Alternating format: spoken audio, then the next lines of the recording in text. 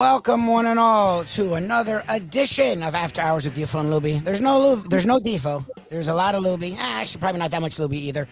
Today, our special guest, amongst other things, actually two special guests today on After Hours, is first we'll introduce. You've heard a lot about her wherever we are, whether it's After Hours or a morning show. My wife, Shearly Reyes. We didn't bring her off the bench. We brought her in to shine as we're talking with the first African American woman to travel the globe, literally visit every single country. Thank you to National Geographic photographer, expert, now author of the Catch Me If You Can, One Woman's Journey to Every Country in the World. We talked to Jessica Nabongo this morning afternoon. You so much. Good morning, good afternoon, Ms. Jessica Nabongo. How you doing? I'm great. Thank you for having me. That's awesome. Thank you so much for being here. Reading your book, absolutely loved everything about it. Loved the beautiful photography, loved your backstory, but I don't think anybody else has heard your backstory. So do you want to do a quick intro? I don't know if you can do that. I'm like, quick intro. Let me see how I can run this down. How did this all get started? How did you get started into not only traveling, because my wife loves traveling, she eventually turned it into sort of business. How did your love of travel become sort of work, sort of a profession?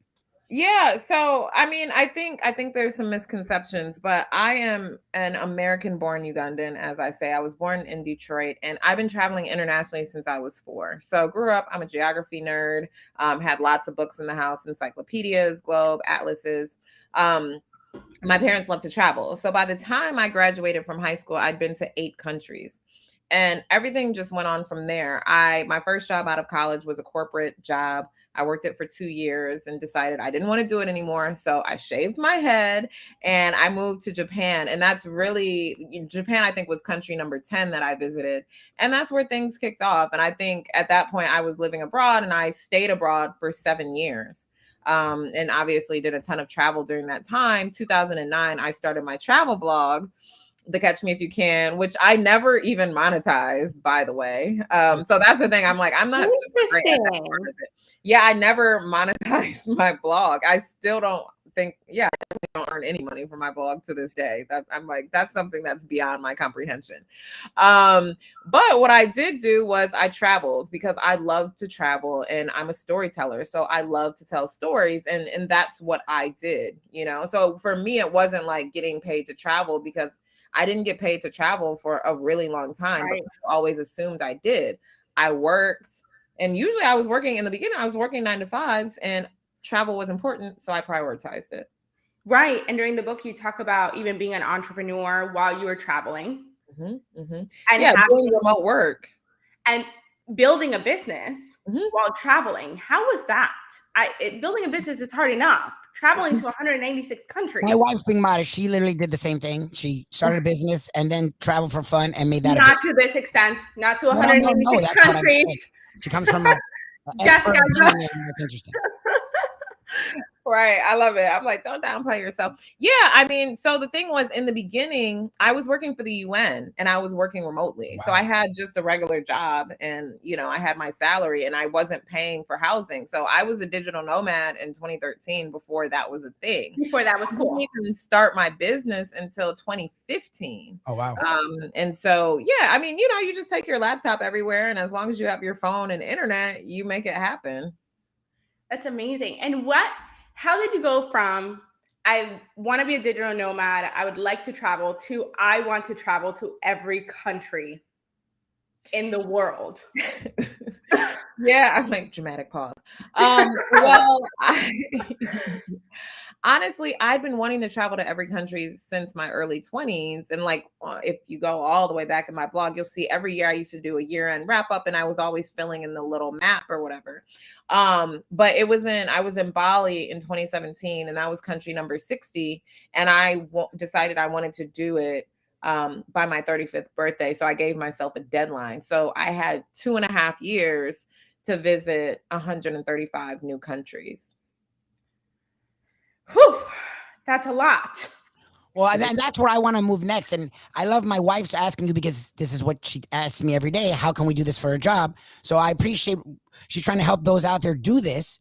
I want to know about your travels because you literally been to, she's already in, I've only been with her 5 years. We've been to like 10 countries in the 5 years. So to go to every single country, and I think she's been to over 50. What are some of the highlights? I know you mentioned you highlight over 100 of the places you've been in the book. 100. What are some of the highlights in our 10-minute conversation that you'd love to share with people? I'm like, okay, Sudan is the country with the most pyramids in the world. And I had an incredible time there. And I think, you know, the book, and I question a lot about how do we choose the winners and losers in tourism, right? Because Egypt gets all these tourists, but Sudan has more and older pyramids than Egypt. Very I loved Afghanistan. I had a beautiful experience there. So, you know, part of the reason I chose some of these countries is to help humanize these countries in a way that many people have never seen them before. Right. Like, who's seen beautiful images from Yemen? You know, but now you have that in a book published by National Geographic and written by a Black woman. Quite frankly, you know, it's just something that we don't see. And so that's why I think the book is important. And then I think I'm like, what do I want to give y'all? Favorite beaches, Maldives, Antigua, Anguilla. Best food for me, Trinidad and Tobago, Georgia, Senegal. Best landscapes, Namibia, Brazil. Where else? Yeah, so those are some of the highlights. Fantastic.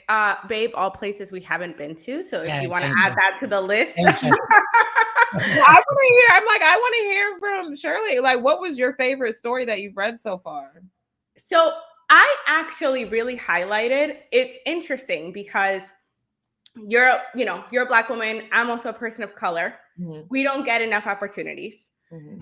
And I think part of what I hear, even from my family members, is it safe to travel as much as you do?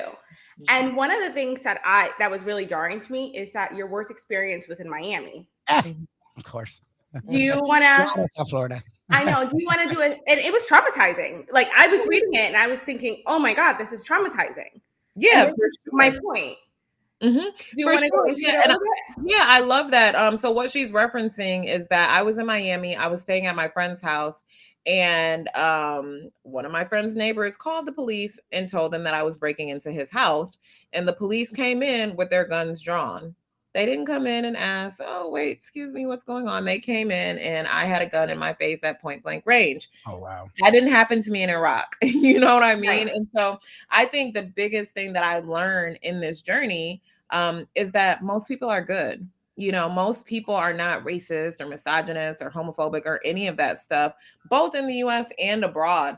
But for me, I traveled to 89 countries solo. And I came out alive. And so it's important to remember, like, my journey was made beautiful by the kindness of strangers, you know? And so I hope that that really comes across in the book, because I think it's important. I can travel anywhere in the world because I'm not afraid of strangers. And once you're not afraid of strangers, you're not afraid of people. What is there to be afraid of? Like, you think the tree is going to hurt you? No. So yeah, once you really like believe that and feel that and move with that energy, then you can go anywhere in the world. And okay, really quickly, it's funny. I was going to South Sudan. Okay. A friend of mine connected me with someone they knew at the US Embassy who used to work at the embassy in Juba. And, you know, I'm like, hey, any recommendations for restaurants, blah, blah, blah. And he's like, this is not a game. You cannot come to Juba. It's unsafe. Da, da, da, da, da. I was like, And he was telling me all these things that were happening. I was like, oh my God, the world, isn't it such a shame what's happening in the world, both here, you know, in South Sudan and in the US as well. The world, you know, there's so many bad things happening. Right. And so he got so mad, he left the group chat. And I went to Juba and I had another friend who connected me with some South Sudanese people. And I had such a beautiful time. You know, I never felt unsafe one time when I was in the country because I was moving with locals. I'm like, these people live here every single day. But you're coming in from the outside and you're viewing it, you know, with that American lens of it's a dangerous place. No country in the world is completely dangerous and no country in the world is completely safe. And we have to remember that. And I think what's interesting is, and I'm sure this has happened to you, is that you leave the United States and other countries actually think we're super dangerous too. Yes. right? Because of all the news coverage that's We happening. it is super dangerous in the US. I think we have to accept that. Like, we're normalizing it, but it's like, we're not thinking about Texas anymore. We're not thinking about Buffalo anymore because now it's been a couple of weeks. It's out of our minds, you know? We're living with this, constant trauma. We don't realize even what that's doing to us. And we're still like, no matter how bad it is in the US, it must be worse everywhere else. And I can tell you, it's really not. Like, we're living in a crazy place. Right. Any last minute, I know we only have you for a couple more minutes. So any last minute tips for people that are scared to travel, that don't know where to go, that don't know how to get started?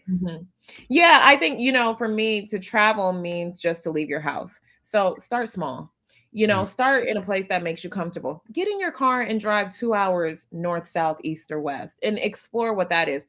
The US is one of my favorite countries to visit, honestly, because it's so diverse. So explore your state, explore your region. In 2020, I drove 12,000 miles over 4 months just visiting different states because the landscapes in the US, the national park. So there's so much to do right here. So start here and start small.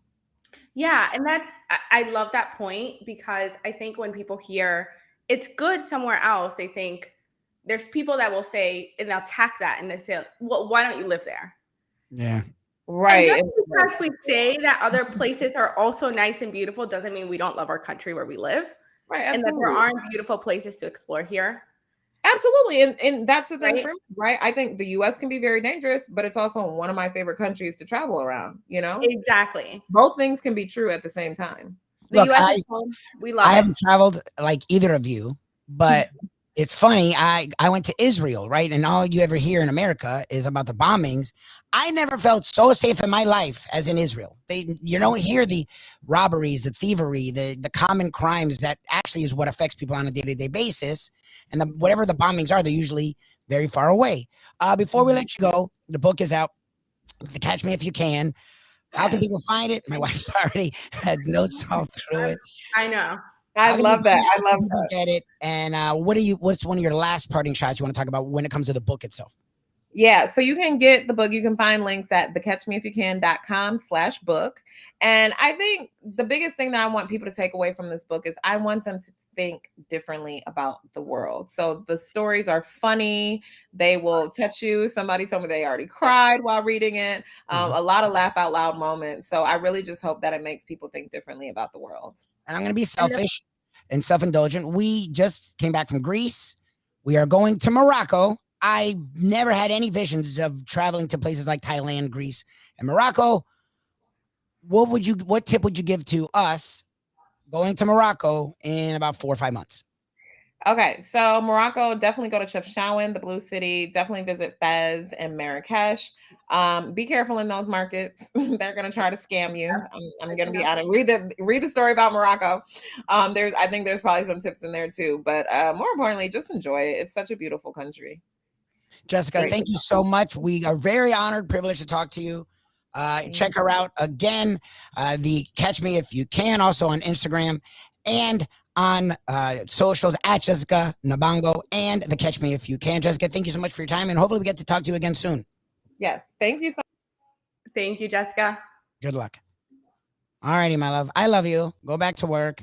Thank you for. Well, I will say just kind of last minute statements about the book that I didn't really get to compliment her on, but for anybody who may be interested in getting it, one of the coolest things about this book is actually, first of all, it's big letters. It's all the amazing photography throughout, and she really does segment every chapter by country. So if you're planning on visiting a specific country, there are recommendations for restaurants, things to do, places to visit, etc. So if you are on Amazon, the Catch Me If You Can book makes an amazing decoration around the house and also travel guide. Before we let you go, I know you have a lot going on, my business and travel guru. Since she gave her travel tips, and you're always the first, and everyone makes fun of you whenever we go somewhere. Oh, there's Shearly again talking traveling. Well, you love it, and you have sort of become an expert at it. What is something you'd like to share with people when it comes to travel? As we know, Defo, who co-hosts this with me each and every day, just went on his first big trip. You were proud of him and also made fun of him for waiting until he was 70. Yep. what's something you want to share with people, as I presume we'll have you back here on After Hours and also the morning show, and I'm sure you'll be doing other things with South Florida Live. What's something you'd like to share before we let you go? I would say the two things that I think everybody kind of gets stuck on is, number one, I'll travel later in life when I retire. And the fact is, you don't have to wait to travel. You also don't have to go to these places for 2 or 3 weeks. I went to Paris for the weekend and had an amazing time with my best friend and got to explore really great restaurants and had really great food. It wasn't my first time in Paris, but a weekend trip wasn't as hard as everybody makes it seem. And so if I can go to Paris for the weekend, you can go someplace for 4 to 5 days and have a wonderful time and explore it. And I think the second thing that people kind of get stuck on is it's so expensive. And the fact is, there are really cheap flights around the world, and almost every country in the world is less expensive than the US. So if you're used to going out in the US every weekend and doing weekend activities and getting weekend food, you're likely going to save money getting on a plane and getting out of here. So the fact is, I would say travel while you can, when you can, for the price that you can, and don't wait until later on when you have more money, when you have more time, when you have more freedom, because you are never guaranteed tomorrow anyway. So you will never regret spending money on traveling. That is never going to happen. One thing I'll say, and those of you who roll their eyes at my wife because you're like France and Greece, and actually I did envision going to Greece, but I did not envision going to Thailand or Morocco or the other, or Jordan or wherever else we're going to go. But it always ends up being fun. The one thing I will say for my wife that she's opened my eyes to, again, you're rolling your eyes, right? Okay, Greece. Okay, Lubie, Greece. I'll tell you right now, we just went to Disney. We went to Disney for 2 freaking days. This isn't like if you're in California going. We live within a car drive. The gas hadn't skyrocketed yet. Gas was not great, but not nuts. Okay, we live within 2 hours. We only went for 2 days. Okay, we went 1 day at Disney, stayed there 2 nights. Okay, this is Disney, not far from us. We don't eat a lot. We don't buy any, even with the kids, our nephews that went. We don't buy any gifts, none of that. We just do rides. Eat it. I think we eat 1 meal and a snack, as low budget as you can do it. I still spent, I think, half as much as I spent when we were just in Greece for 10 days. So that's something that she finally opened my eyes to, and we're trying to open. Her family's got it. My family doesn't. Our friends don't get it. And listeners and people who are, oh, Lubie, you're the world traveler. Yeah, it's cheaper going to freaking Naples, going to Orlando, traveling in America, as much as we love it. It's a lot more money. So there's nothing wrong with doing it, like Jessica said. But don't be scared to leave the country. Not because of the traveling, but the money aspect. The money aspect, and that comes into everyone's mind, is worse here. Like, if you actually put your mind to it and look, you do a lot more and spend a lot less when you go abroad. Oh, 100%. 100%. And going abroad is going to, it's going to be a better educational experience for everyone. Yeah. Than going to Disney will ever be. My sister would kill me because she could go to Disney every day. Well, thank you. Love you. Thank you, everyone.